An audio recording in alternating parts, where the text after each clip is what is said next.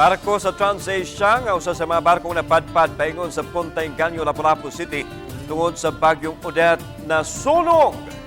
Usa sa 7 ka mga tripulante nga natug sa barko ni atong higayuna na angol, samtang ang usa na suffocate. Gibana-bana nga moabot sa 100 million pesos ang danyos. Ani ang report.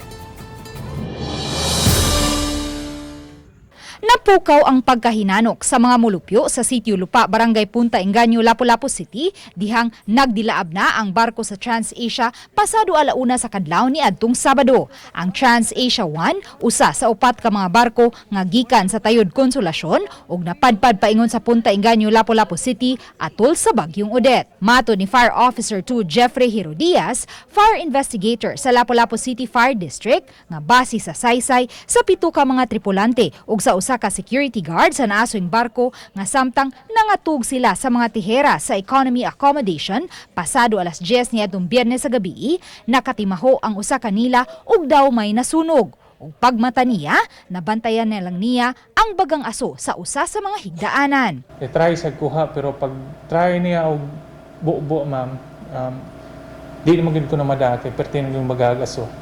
So ilang lang gitry og save ilang kaugalingon. Kay kapina sa 7 ka buwan nga nag-angkorahe ang maong barko sa Punta Inganyo, wala kini kuryente ug diesel genset lang ang ilang gamit apan gikan lang sa alas 4 sa hapon hangtod sa alas 10 sa gabi.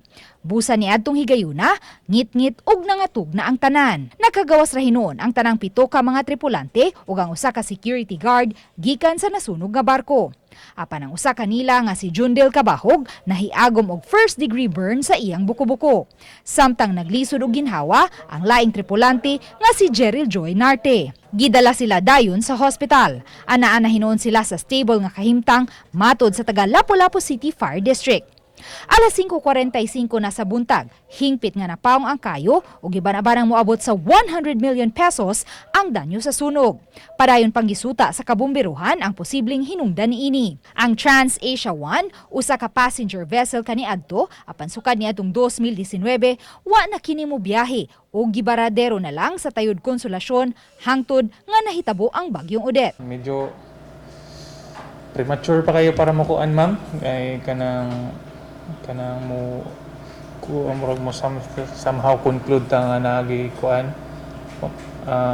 Ang kani magud nga kuan pud ma'am is tungod kay dako ang iyang kuan nilapas og 60m ang amo nang gi-turnover ma'am sa National Headquarters. Uban ni Philip Patricio ug Rod Prado, Duan Merondina, Balitang Bisda.